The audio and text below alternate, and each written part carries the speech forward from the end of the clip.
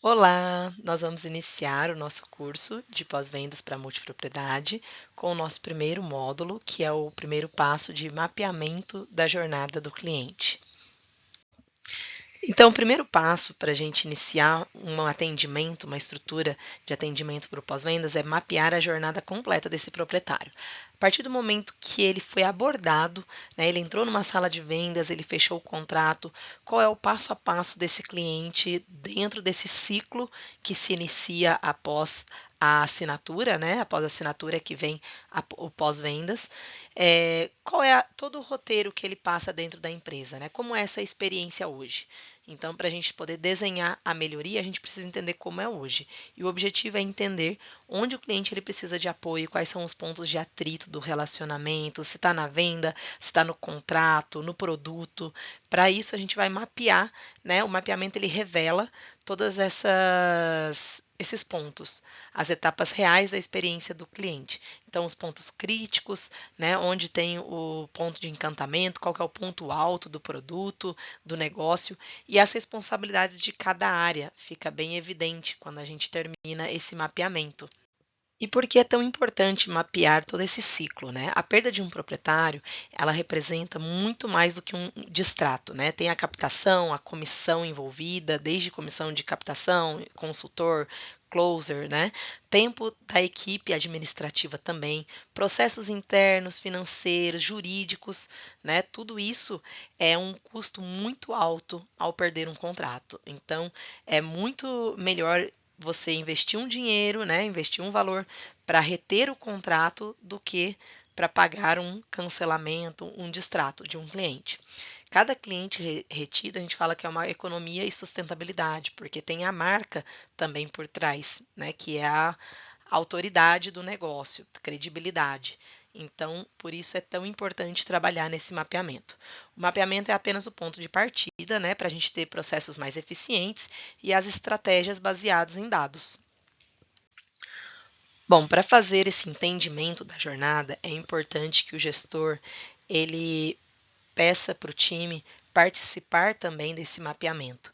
Então, é importante ter uma pessoa da área de vendas, uma pessoa da área financeira, uma pessoa da área de marketing, uma pessoa de cada área participando dessa construção, né? Para ver onde ele cria confiança, onde o cliente pode se frustrar, né? Onde ele tende a se afastar do negócio e querer cancelar. Né? Aquele cliente que não entra em contato, que não tem nenhum e-mail, nenhum contato ao longo da vida dele, do ciclo, né, da jornada dele dentro da empresa, ele muitas vezes tende a cancelar. Então, a jornada, a gente visualiza a interação crítica, né, onde que a equipe precisa gerenciar melhor, revela alguns gargalos também das áreas, então depende muito desse mapeamento para enxergar esse gargalo, e também identificar as oportunidades para o cliente, para o negócio. Então, aqui tem a definição de 6 marcos principais, que seria o momento da venda, o primeiro, que o cliente precisa entender o que comprou, quando ele pode usar e o que não está incluso. Isso é muito importante o cliente sair da sala sabendo o que está incluso, o que não está incluso. Né? É o momento da conversão da venda. Então, ele saiu da sala de vendas, qual é o próximo passo? Né? Saiu com o contrato na mão, eu preciso entregar e ativar o produto. É o momento de ver quais foram as promessas e quais são as vantagens reais do meu produto. Claro que ambas devem se coincidirem, né? Então, o envio de login, um boas-vindas, um acesso imediato a um uso de alguma vantagem, algum benefício, algum desconto, alguma semana de hospedagem, ter o acesso da central para ele saber que ele vai ser atendido quando ele precisar. Né? Esse suporte é muito importante. E esse suporte, ele é tão importante que eu falo que é o onboarding, né, de 30 dias. Então, esse ponto 3, ele é bem estratégico, ele é uma estratégia direta de retenção, ativação, proteção de receita. Esses 30 dias é a percepção inicial de valor e confiança no que ele comprou, na marca, no projeto, né? Ele comprou algo complexo, não é uma compra simples. Então, ele tem expectativa alta, desde emocional quanto financeira. E esse onboarding, ele dura 30 dias, né? Mas o que que eu faço 30 dias com esse cliente? Muitas vezes ele não entendeu 100% na venda.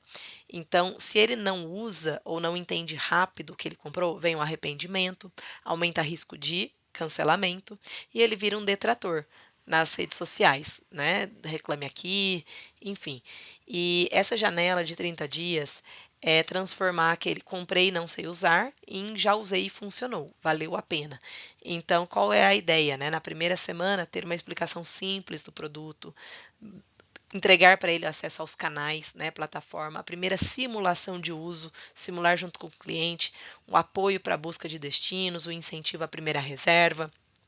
Lá pela terceira semana, resolver dúvidas, perguntar se ele ainda tem dúvidas, né? Ajustar as expectativas dele com o produto, com a empresa. E a consolidação, garantir se o cliente já utilizou, se já está com uma reserva marcada, né? Se ele está prestes a utilizar.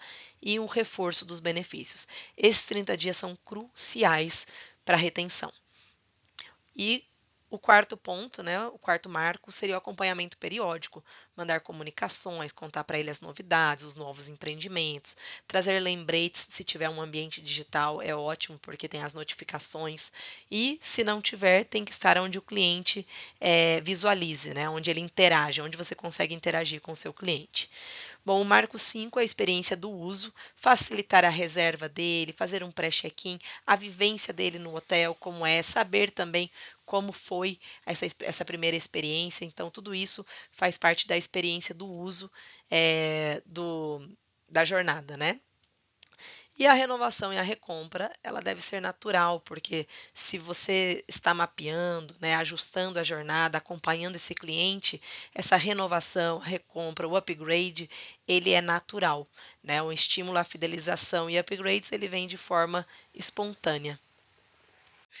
Bom, também é parte do mapeamento fazer a identificação de canais e responsabilidades, quem fala o que para quem.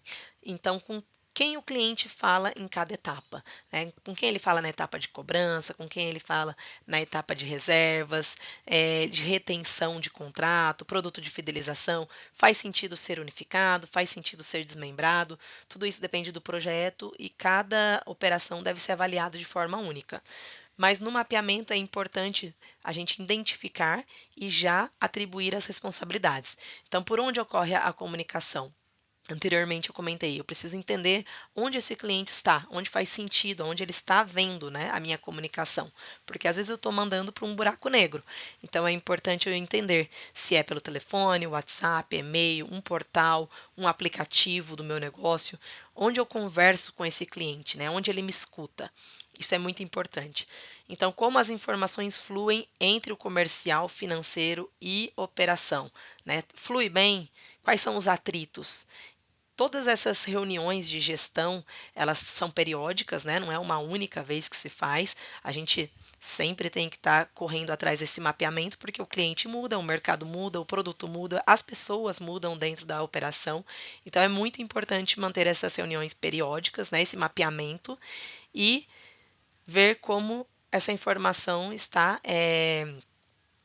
girando, né, em torno do cliente. Está chegando no cliente da forma correta, o comercial, financeira, a operação. A gente só sabe quando a gente reúne e tenta minimizar esses atritos entre as áreas. Essa clareza ela evita, né, o retrabalho, cria uma visão mais unificada do cliente e de todos os pontos de contato do cliente, né? Você vai ver que depois desse mapeamento é muito mais fácil identificar esses pontos de contato. Mapear as dores e as oportunidades também é parte, né, desse processo. Você identifica onde o relacionamento pode melhorar, é a minha comunicação, é a forma com que minha operação fala, é o produto, é o treinamento de equipe, né, onde pode melhorar esse relacionamento com o cliente. E assim que possível, agir antes que os problemas escalem, né? Sempre com uma solução sustentável ao longo do tempo e que faça sentido para o cliente. E quando a gente vê os pontos onde tem maior volume de reclamação, fica bem evidente a gente saber onde está o ponto crítico, né? O problema são aqueles que a gente não vê. Então, por exemplo, o cliente está inadimplente, eu não sei exatamente o motivo, né? Ele não está pagando, eu não sei se é porque o boleto não está chegando, eu não sei se é porque o cliente está sem dinheiro, ou se ele está passando por um momento ruim, né, financeiro, ou se ele tentou conversar com a gente, não conseguiu e fez de propósito. Tem tantos motivos, mas às vezes a gente não consegue enxergar. Então é importante a gente ter uma forma de entender o cliente, né? Identificar essa dor do cliente e criar oportunidades de negócio para a gente reduzir a inadimplência, reduzir esse cancelamento, né? E ver aonde eu posso gerar encantamento para esse cliente. Antes de chegar na inadimplência, no cancelamento, é importante gerar algum ponto de encantamento para reter esse cliente na base. E para isso a gente pode criar um fluxo visual, né? Pode ser feito com ferramentas simples de gestão, o Miro, Canva, PowerPoint, né? Montar um mapa visual da jornada, usar o mapa como base também para a definição de KPIs e responsabilidades. Então, colocar ali alcançar 30% a mais de retenção de contratos, reduzir 20% a inadimplência, tudo isso são KPIs, né? Os KPIs devem ser alcançáveis também para o time se sentir motivado, né? Incentivar o time a ir atrás dos números. E também nesse mapeamento, né, na visual, mostrar as interações, as emoções que gera, né, em cada etapa. Então, com cada responsável, né? Cada time responsável deve identificar essas emoções, qual emoção ele consegue gerar nesse cliente, né? E nessa interação. Isso é bem importante nesse fluxo visual. Bom, e para concluir essa parte do mapeamento, né, ele não é apenas um diagnóstico, ele é a base estratégica do plano de ação.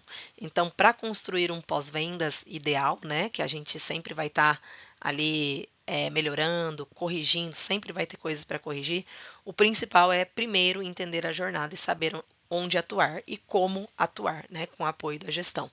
E essa visão só é possível quando a gente desenha um processo eficaz e empático. Espero que vocês tenham gostado desse primeiro módulo e logo menos a gente vai publicar o segundo módulo. Obrigada!